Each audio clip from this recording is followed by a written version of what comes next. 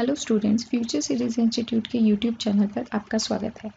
जैसा कि आप लोग जानते हैं, हम क्लास 6 और क्लास 9 के सैनिक स्कूल के प्रीवियस ईयर के एग्ज़ाम पेपर को एनालाइज कर रहे हैं।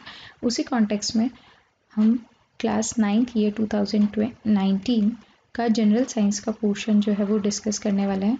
तो जो पहला क्वेश्चन आपसे पूछा गया है वो बैक्टीरिया के बारे में पूछा गया है। एक माइक्रो ऑर्गेनिज्म होते हैं बैक्टीरियाज। तो ऐसे पूछा गया है कि जो राइजोबियम नाम का बैक्टीरिया है वो इनमें से क्या फंक्शन करता है। तो देखिए, जो बैक्टीरिया है आपके पास में 2 टाइप्स के बैक्टीरिया रहते हैं। एक आपके पास में रहते हैं गुड बैक्टीरियाज, ठीक है, और दूसरे होते हैं आपके पास में बैड बैक्टीरियाज, ठीक है। तो जैसा कि नाम से पता चला है, गुड बैक्टीरियाज का कुछ ना कुछ बेनिफिट होगा और बैड बैक्टीरियाज हैं जो किसी न किसी फॉर्म में नुकसान पहुंचाएंगे।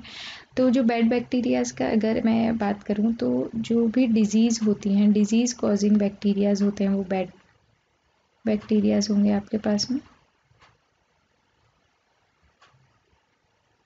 ठीक है। और जो गुड बैक्टीरियाज है, राइजोबियम भी उसी कैटेगरी का बैक्टीरिया है आपके पास में, गुड बैक्टीरिया है, और ये हेल्प करता है आपके पास में नाइट्रोजन फिक्सेशन का, ठीक है।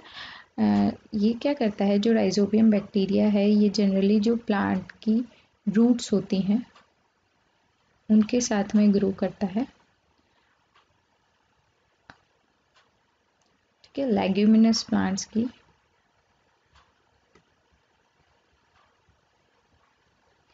और ये जो होता है ऐसी ही जगह पे ग्रो करता है जहाँ पे पॉल्यूशन नहीं होता, ठीक है। अगर पॉल्यूशन होगा तो उन रूट्स के अंदर राइजोबियम बैक्टीरिया ग्रो नहीं करेगा, ठीक है। तो नेक्स्ट क्वेश्चन आपसे पूछा गया है, metal which is stored in kerosene. जैसा कि हम लोग जानते हैं कि जो मेटल्स हैं वो इन जनरल ऑक्सीजन के साथ रिएक्शन करते हैं। कुछ मेटल्स इतने ज़्यादा रिएक्टिव होते हैं कि जैसे ही उन्हें ओपन एयर में रखा जाता है तो वो फायर को कैच कर लेते हैं। तो उसके एग्जांपल्स हैं आपके पास में सोडियम, पोटेशियम एक्सेट्रा। तो जो गिवन ऑप्शंस है उसमें जो करेक्ट ऑप्शन है आपका सी है, that is sodium. Next question आपसे पूछा गया है, पुअर कंडक्टर, ठीक है।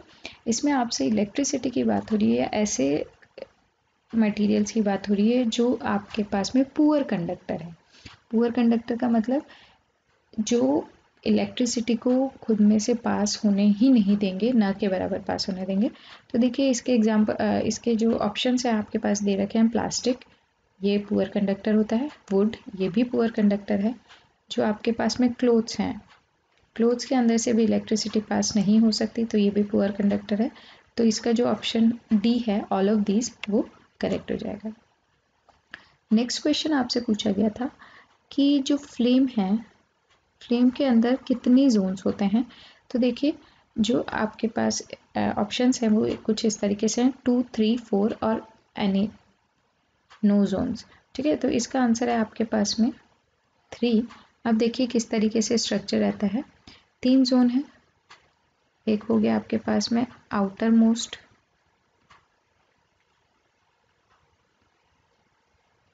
ठीक है, एक हो गया आपके पास में मिडल, और एक हो गया आपके पास में इनर मोस्ट, ठीक है। तो देखिए, जो आउटर मोस्ट जोन रहता है ये फ्लेम का सबसे ज़्यादा गर्म जोन होता है, हॉटेस्ट जोन, ठीक है। ये जनरली कैसे कलर का होता है, ब्लू कलर का होता है, ठीक है। जो मिडल जोन है वो एसोसिएटेड होता है आपके पास में ब्राइटनेस के, कि किस तरीके की फ्लेम रहेगी उसकी ब्राइटनेस के ऊपर जो है वो मिडल जोन रिलेट करता है उसको, और ये जनरली येलो कलर का होता है, ठीक है। और जो इनर मोस्ट जोन है वो सबसे as compare to both the zones उसकी इंटेंसिटी कम रहती है। जनरली ये कौन से कलर का होता है, ब्लैक कलर का, ठीक है। नेक्स्ट क्वेश्चन आपसे पूछा गया है, फ्रिक्शन पे बेस्ड। देखिए, फ्रिक्शन पे बेस्ड आपको लास्ट ईयर यानी कि 2020 में भी क्वेश्चन पूछा गया था, और उससे प्रीवियस ईयर में, दैट इज़ 2019। तो आप देख सकते हैं कि जो फ्रिक्शन का जो टॉपिक है वो काफ़ी इंपॉर्टेंट है। हर साल इसमें से किसी न किसी फॉर्म में, जैसे जो 2020 के अंदर आपने पेपर देखा उसके अंदर आपको न्यूमेरिकल था, बहुत इजी सा न्यूमेरिकल था। इस बार आपको थ्योरेटिकल क्वेश्चन पूछा है। तो फ्रिक्शन जो है अमंग द इम्पॉर्टेंट टॉपिक है, और इवन फोर्स वाला जो पोर्शन है आपका साइंस के अंदर वो काफ़ी इम्पॉर्टेंट है। ठीक है, तो देखिए इसमें पूछा गया है force of friction always act on moving objects and its direction shall be. देखिए जो कोई भी मूविंग ऑब्जेक्ट है, चाहे वो किसी भी तरीके के ऑब्जेक्ट हो, तो अगर मूविंग ऑब्जेक्ट है, चाहे वो कोई ह्यूमन बीइंग है, चाहे वो कोई व्हीकल है, तो उसके साथ ही में एक फोर्स और एक्ट करता है जिसको बोलते हैं फोर्स ऑफ फ्रिक्शन। और एक चीज़ इसमें ध्यान रखने की क्या है कि जो उसका डायरेक्शन रहता है वो हमेशा अपोजिट डायरेक्शन रहता है मोशन के। फॉर एग्जांपल अगर आपके पास में कोई पर्सन है जो जा रहा है इस डायरेक्शन में, ठीक है, तो जो फ्रिक्शनल फोर्स होगा जो उस मोशन को अपोज करेगा वो हमेशा कैसी डायरेक्शन में होगा, उसकी अपोजिट डायरेक्शन में। ठीक है, ये मोशन की डायरेक्शन रहेगी और ये आपके पास में फ्रिक्शनल फोर्स की डायरेक्शन रहेगी। ठीक है, नेक्स्ट क्वेश्चन आपसे है रिप्रोडक्शन पे बेस्ड है। तो देखिए the stage of embryo in which all the body parts can be identify is. ठीक है, तो देखिए अभी मैं आपको इसका थोड़ा सा सीक्वेंस बताती हूँ। देखिए सबसे पहले क्या होता है आपके पास में मेल और फीमेल गैमीट्स होते हैं। ठीक है, जैसे ही वो गैमीट्स मिलते हैं वो मिलके बनाते हैं जाइगोट। ठीक है, देन जाइगोट डेवलप होता है धीरे धीरे, उसके ऑर्गन्स बनने लगते हैं, फिर वो बन जाता है फीटस। ठीक है, देन फीटस के बाद में जो स्टेज आती है वो आती है जो आपके पास में जो चाइल्ड होता है, न्यू बॉर्न चाइल्ड जो होता है वो फीटस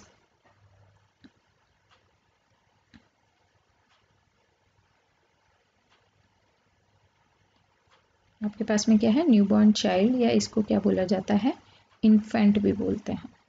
ठीक है, तो आपके पास में सीक्वेंस क्या रहेगा इसके अंदर, आपसे पूछा गया है कि all body parts can be identify, और किसकी स्टेज पूछी गई है, एम्ब्रियो की स्टेज पूछी गई। ठीक है, तो जो जाइगोट है, जाइगोट के बाद में आपका बनता है एम्ब्रियो, एम्ब्रियो से फिर बनेगा foetus.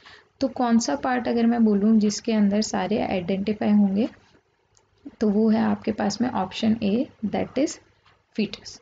Next question is your diabetes is due to malfunctioning of. ठीक है, जो डायबिटीज डिजीज रहती है जिसको इन जनरल लैंग्वेज हम लोग बोल देते हैं शुगर। ठीक है, किसी को शुगर की प्रॉब्लम हो गई है हम इस तरीके से बोलते हैं।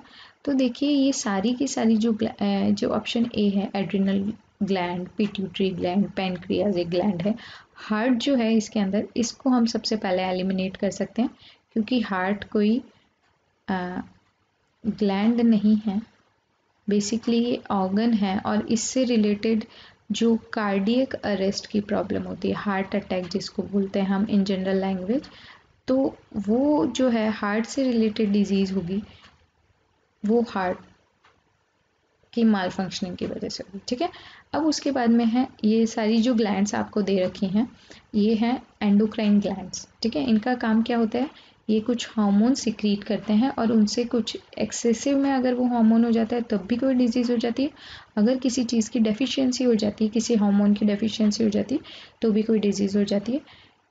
जो डायबिटीज़ है वो पैनक्रियाज की माल फंक्शनिंग से होता है। पैनक्रियाज जो है आपके पास में एक ऐसा ऑर्गन है, एक ऐसी ग्लैंड है जो आपके दो सिस्टम के साथ एसोसिएटेड रहती है। First one is your digestive system and next is your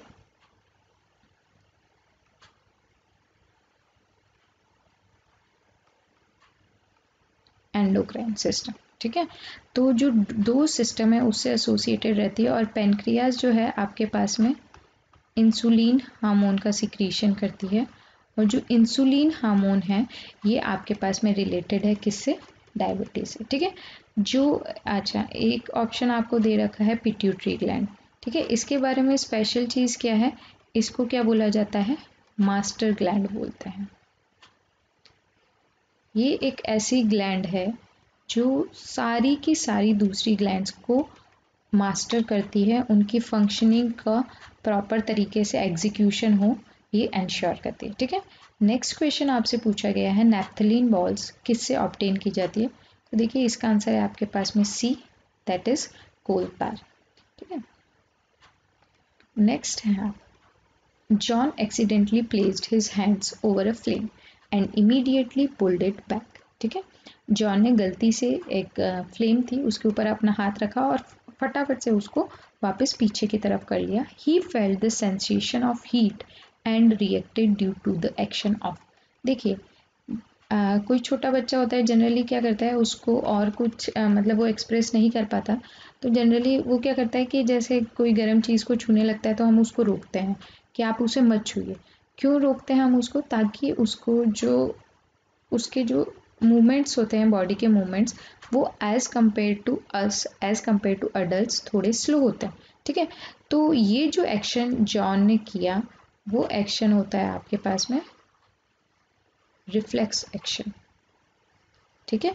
जैसे आपको चोट लगती है, ठीक है, जैसे ही आपको कहीं पे ऐसे आप चल रहे हो कभी मान लो आपने गलती से किसी कांटे पे हाथ लगा दिया तो आप इमीडिएटली उसको पीछे खींच लेते हो, ठीक है। तो ये जो है जो रिफ्लेक्स एक्शन का फिनोमेना ये एसोसिएटेड है आपके नर्वस सिस्टम से और नर्वस सिस्टम से रिलेटेड है आपके इन गिवन ऑप्शंस में से नर्व सेल। तो इसका आंसर हो जाएगा आपके पास में A, that is nerve cell. A purple next question पे मूव करते हैं हम लोग। A purple coloured non metal forms a brown solution in alcohol, ठीक है। एक पर्पल कलर का नॉन मेटल है जो क्या करता है जैसे ही उसको अल्कोहल के अंदर डालते तो एक वो ब्राउन कलर का सॉल्यूशन बनाता है which is applied on wounds as an antiseptic. उसको क्या किया जाता है जैसे घाव हो जाते हैं हमारे तो उसको एंटीसेप्टिक की तरह यूज़ करते हैं। आपको उस नॉन मेटल का नाम बताना है। तो जैसे ही पर्पल कलर आपको दिखे नॉन मेटल का उसके अंदर कोई ना कोई ब्राउन सॉल्यूशन हो रहा है तो सीधी सी बात है प्रेजेंस किसकी है? आयोडीन की, ठीक है। और आयोडीन का टेस्ट किया जाता है स्टार्च की प्रेजेंस को या कार्बोहाइड्रेट की प्रेजेंस को टेस्ट करने के लिए भी, ठीक है। उसमें भी आप सेम चीज़ पढ़ोगे कि एक सब्सटेंस है उसका कलर चेंज हो रहा है पर्पल से ब्राउन हो रहा है तो sorry that is carbohydrates,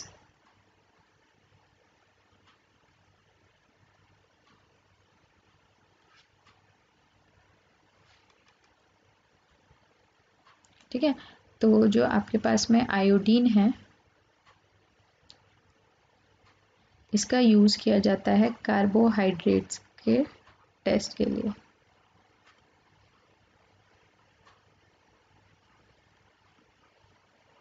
ठीक है। नेक्स्ट क्वेश्चन की तरफ हम जाते हैं। आपसे पूछा गया है given below are the harmful effects of the weeds, ठीक है। वीड्स होती हैं क्रॉप प्लांट्स के साथ में कुछ ऐसी फसलें होती हैं जो अपने आप उग जाती हैं तो उनके हार्मफुल इफेक्ट दिए गए हैं। आपको बताना है कि इसमें से करेक्ट कॉम्बिनेशन कौन सा है। दे इंटरफेयर इन हार्वेस्टिंग, ठीक है। ये क्या करती हैं हार्वेस्टिंग को इंटरफेयर करती है यानी कि जो हार्वेस्टिंग चल रही होती है तो उसको बीच में उसके जो इंटरफेरेंस करती है अपना, तो सही बात है ये। They help crop plants to grow healthy, नहीं बिल्कुल नहीं। जो आपके पास में वीड्स होते हैं उनका काम ही यही होता है कि जो प्लांट जिस तरीके से ग्रो कर रहा है उसको किसी ना किसी तरीके से अफेक्ट कर दे। काफ़ी वीड्स ऐसी होती है जो डिजीज़ भी कर देती है, ठीक है। Next is they compete, it's not complete, it's compete, थोड़ा सा टाइपिंग एरर है यहाँ पे। दे compete with crop plants for water nutrient space and light, yes exactly. Weeds जो रहती हैं देखो जैसे ये आपकी मान लो मेन क्रॉप है, ठीक है। तो जो वीड्स रहती है ना वो उनके बीच में इस तरीके से ग्रो कर जाती है। तो जैसे ही आप कुछ मतलब जैसे उनको पानी डालोगे कोई न्यूट्रिएंट्स डालोगे एक्सटर्नल फर्टिलाइजर्स डालोगे तो क्या होता है कि वो मेन प्लांट के साथ मेन क्रॉप के साथ साथ वीड्स भी उसको क्या करती रहती है यूज़ लेती रहती है। तो उसकी वजह से क्या होता है आपके पास में धीरे धीरे जो अ, जो वीड्स हैं वो उनके साथ में क्रॉप प्लांट्स के साथ में कंपटीशन करने लगते हैं। They affect the plant growth, yes.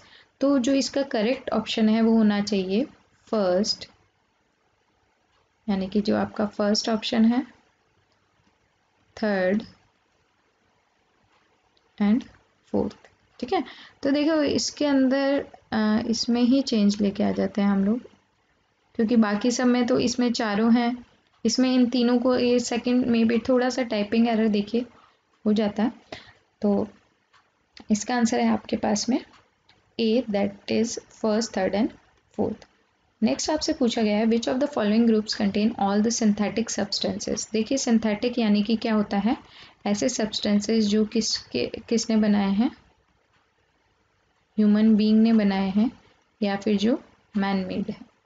तो देखिए अब ऑप्शंस देखते हैं। पहला ऑप्शन देखा मैंने, उसके अंदर आया वूल। वूल हमें किससे ऑब्टेन होती है, शीप से, तो ये ऑप्शन आपका नहीं हो सकता। सिमिलरली फोर्थ ऑप्शन में भी दिख रहा है मुझे, तो ये भी नहीं हो सकता। फिर इसमें मैंने देखा फर्स्ट ऑप्शन लिखा हुआ है कॉटन, ये हमें किससे मिलता है, प्लांट से मिलता है। तो जब ये तीनों ही ऑप्शन नहीं हो सकते तो हमारे पास सिर्फ एक ऑप्शन बच जाता है B, that is PVC, polythene and bakelite. और ये सारे के सारे एग्जाम्पल हैं आपके पास में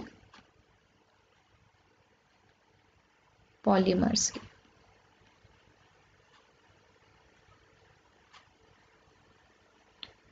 ठीक है, moving on to next question, which of the following statement is true about endemic species. ठीक है, देखिए स्पीशीज को क्या किया गया है, स्पीशीज का मतलब क्या होता है, प्लांट्स एंड एनिमल्स। ठीक है, फ्लोरा एंड फौना जो आपके सराउंडिंग में है उनको कैटेगराइज किया गया है उनके नंबर के बेसिस पे। तो एंडेमिक स्पीशीज ऐसे एनिमल्स होते हैं जो जिनकी काउंट जो है बहुत कम रह गई है। ठीक है, और तो अब इनमें से ऑप्शंस आपके पास में क्या क्या हो सकते हैं, कैटेगरीज हैं different different, extinct, endangered, endemic, इस तरीके से। ठीक है, तो देखिए इसका ऑप्शन जो है वो करेक्ट है A, they are found exclusively in a specific habitat. ठीक है, कुछ स्पीशीज ऐसी होती हैं जो कहीं एक स्पेसिफिक एरिया में ही होती है। जैसे याक की अगर मैं बात करूँ, जैसे अभी आपको पता हो तो जो वन आर राइनोसोरस होता है, वो वन आर राइनोसोरस जो है वो बहुत कम रह गए हैं। तो देखिए एंडेमिक स्पीशीज़ वो स्पीशीज़ होती हैं जिनकी क्वांटिटी जो है वो बहुत धीरे धीरे धीरे धीरे कम होती जा रही है। ठीक है, इन फ्यूचर ऐसा हो सकता है कि वो जो है वो पूरी ही उनका जो काउंट है वो ख़त्म ही हो जाए। ठीक है, और ये क्या रहती है, एंडेमिक स्पीशीज़ ऐसी होती हैं जो पर्टिकुलर एरिया में होती है। ठीक है, जैसे फॉर एग्जांपल अगर मैं बात करूँ, आपने नाम सुना है लेमूर्स का, लेमूर्स। ठीक है, लेमूर्स बेसिकली क्या करते हैं, मेडागास्कर के जो जंगल होते हैं उनके अंदर होते हैं, या जो टॉर्टोइज हैं कुछ स्पेसिफिक एरिया के। तो ये जो है एंडेमिक का नाम ही ऐसा है कि जो स्पेसिफिक एरिया के अंदर हो। तो इसका ऑप्शन ए करेक्ट हो जाएगा आपके पास में। अब आपसे पूछा गया है सेल्स के बारे में, आपको एक स्टेटमेंट देना है जो कि क्या है, करेक्ट स्टेटमेंट है। तो देखिए all the cells have nucleus. होता है, कुछ सेल्स ऐसी भी होती हैं जिनके अंदर न्यूक्लियस नहीं रहेगा। नेक्स्ट है आपके पास में cells of an organ have similar structure. ठीक है, देखो ये जो ऑर्गन होता है क्या रहता है, देखो स्ट्रक्चर क्या रहता है, सबसे पहले आपके होती है सेल, देन आपके पास में आता है टिश्यू, देन आपके पास में आता है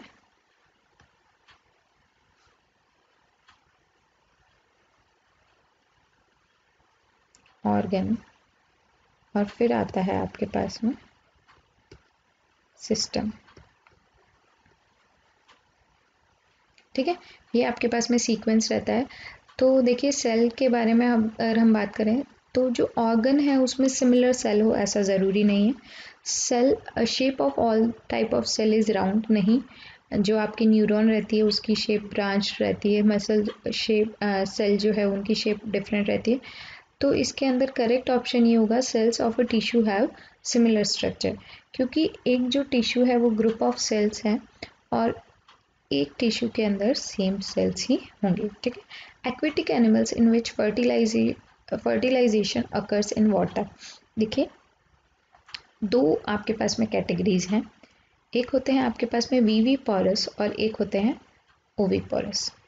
ओवी पोरस ऐसे ऑर्गेनिज्म होते हैं जो क्या करते हैं, एग देते हैं, ठीक है, एग लेइंग होते हैं। और जो वीवी पोरस होते हैं वो यंग वंस को जन्म देते हैं।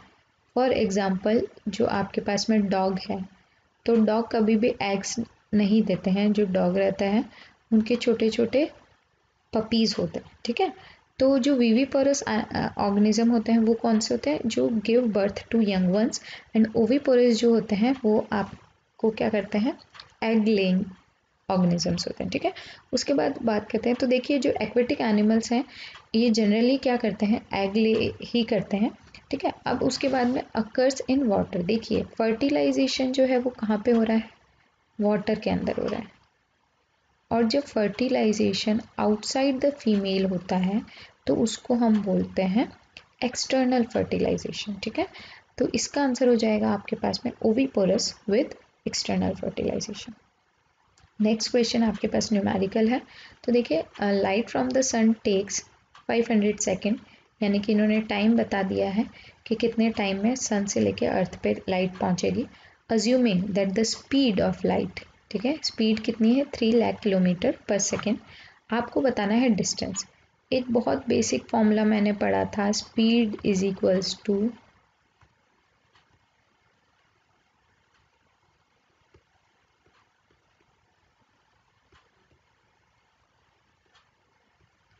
डिस्टेंस अपॉन टाइम, ठीक है। मुझे डिस्टेंस निकालना है, स्पीड और टाइम दे रखा है, इन दोनों को मैं क्या कर दूंगी, मल्टीप्लाई कर दूंगी। तो जब मैंने 500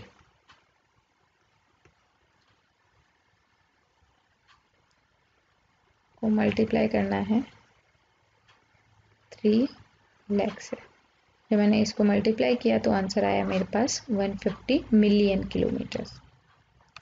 next is which of the following is not an application of chemical effect of electric current, ठीक है। इलेक्ट्रिक करंट का केमिकल इफेक्ट बताना है। तो देखिए, इलेक्ट्रोप्लेटिंग ऑफ नॉट एन, ठीक है, नॉट एन, फिर से ध्यान से क्वेश्चन पढ़ेंगे हम लोग। विच of the following is not an application, application नहीं है।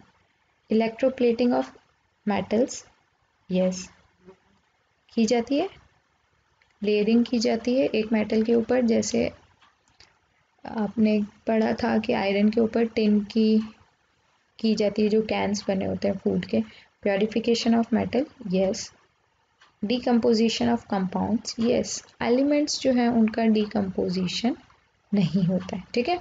तो आपके पास में ऑप्शन हो जाएगा इसका सी।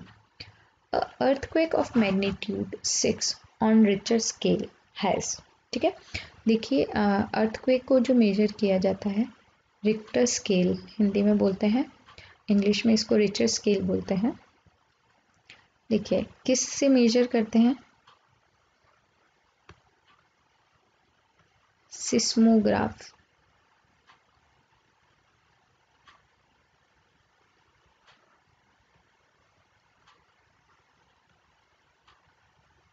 ठीक है।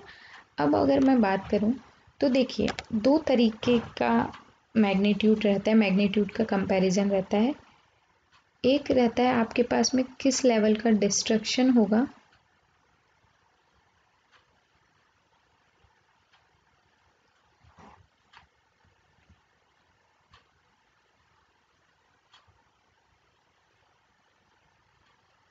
देखिए आपके पास में किस तरीके से कंपेयर करते हैं, जो स्केल रहता है मैग्नीट्यूड वाइज कितना ज़्यादा होगा,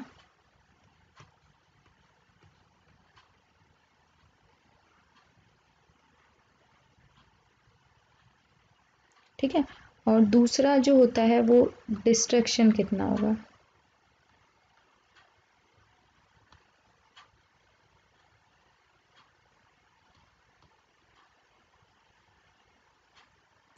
तो देखिए, जब एक स्केल अप होता है, जैसे मैग्नीट्यूड है 4 से हुआ 5, ठीक है, तो वो स्ट्रॉन्ग कितना होगा, 10 टाइम्स स्ट्रॉन्ग होगा। ठीक है। स्ट्रॉन्ग कितना है 10 टाइम्स, यानी कि अगर 4 से 5 हुआ है तो 10 गुना, 5 से 6 हुआ है तो 10 गुना। तो 4 से 6 की अगर मैं कंपेयर करूं तो जो स्ट्रॉन्गनेस है वो कितना टाइम्स है, 100 टाइम्स स्ट्रॉन्ग है। लेकिन अगर मैं डिस्ट्रक्शन की बात करूं कि कितनी ज़्यादा तबाही होगी, तो वो होती है आपके पास में 1000 टाइम्स। ठीक है, तो इसका आंसर होगा आपके पास में C, that is 1000 times more destructive energy. ठीक है, 100 टाइम्स की अगर मैं बात करूंगी 4 से कंपेयर करूंगी तो 100 टाइम्स स्ट्रॉन्ग होगा।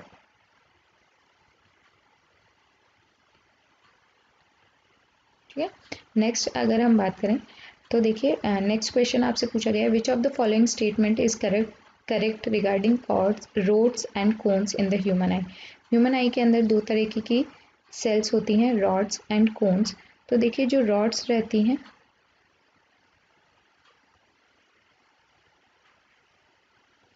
ठीक है, ये क्या करती है, डिम लाइट के लिए सेंसिटिव होती हैं आपके पास में,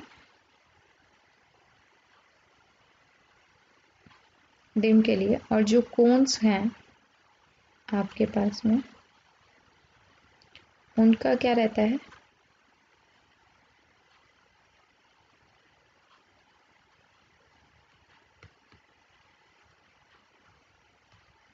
ब्राइट लाइट के लिए प्लस कलर।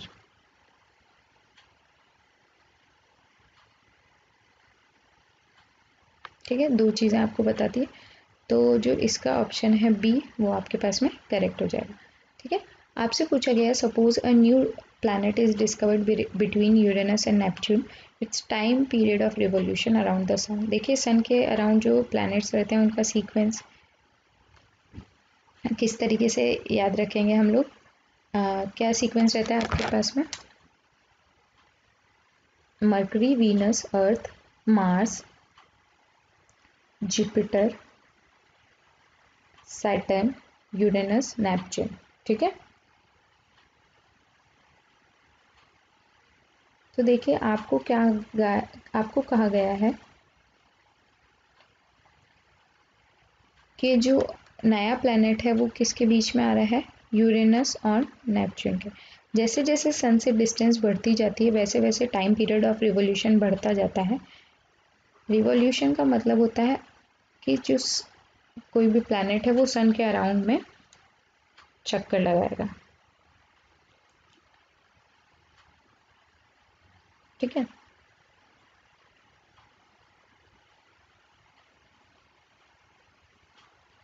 तो जब वो यूरेनस और नेपच्यून के है तो इसका टाइम पीरियड यूरेनस से ज़्यादा होगा और नेपच्यून से कम होगा। ठीक है, तो इसका जो टाइम पीरियड की बात की गई है तो ये क्या हो जाएगा, नेपच्यून से लेस देन हो जाएगा। ठीक है,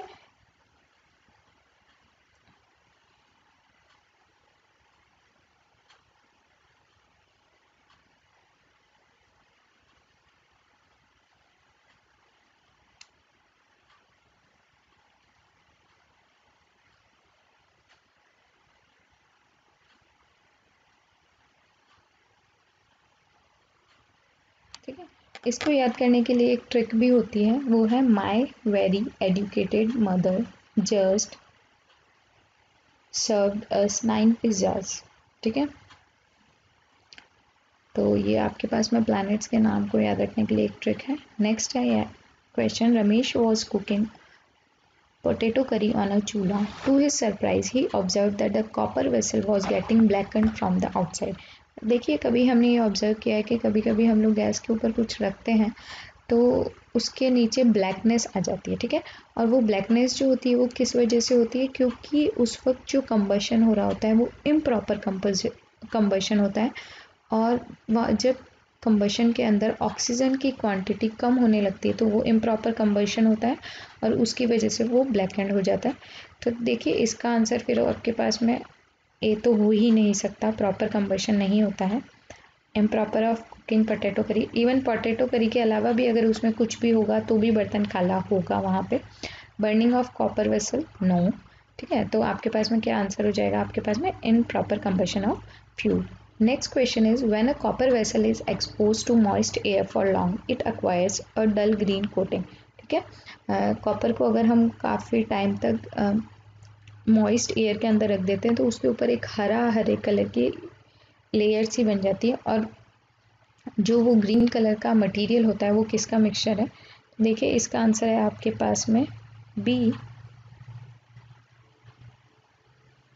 that is copper hydroxide and copper carbonate. Next question की बात करूं, the placement for conservation of biodiversity and natural habitat. ठीक है, तो देखिए in their natural habitat, biodiversity के अंदर कौन कौन इंक्लूड होते हैं? आपके प्लांट्स और एनिमल्स सब इंक्लूडेड होते हैं। तो आपसे पूछा गया है कि ऐसे प्लेसेस जो बायोडाइवर्सिटी को प्रोटेक्ट करती है, कंजर्व करती है, उनके नेचुरल हैबिटेट पे। तो जिस मेथड के अंदर नेचुरल हैबिटेट के अंदर कंजर्वेशन होता है वो होता है आपके पास में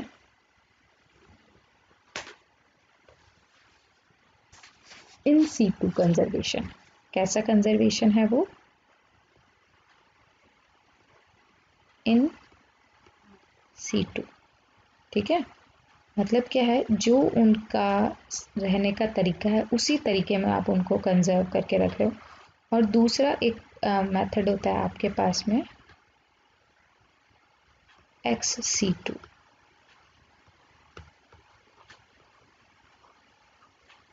ठीक है, XC2 में क्या किया जाता है कि किसी स्पीशीज को एक जगह से उठाया और उसको दूसरी जगह पे, उनका जो नेचुरल हैबिटेट है उसके बाहर उसको क्या किया जाता है? प्रोटेक्ट किया जाता है। ठीक है, तो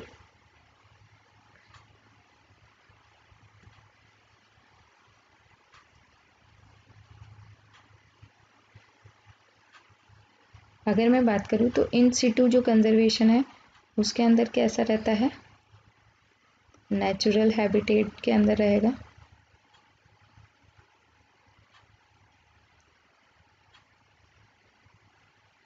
और जो XC2 है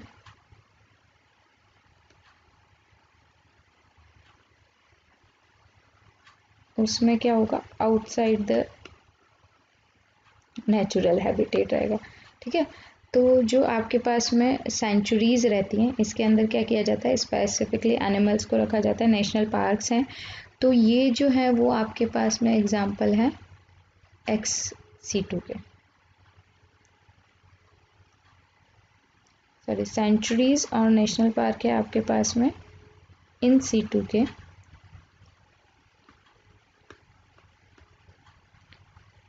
और जूलॉजिकल गार्डन और बॉटनिकल गार्डन है आपके पास में XC2 के। ठीक है, तो जब नेचुरल हैबिटेट की बात करेंगे तो इसका आंसर हो जाएगा आपके पास में C, that is sanctuaries and national park. Next है the same force F acts on 4 different objects having the areas given below।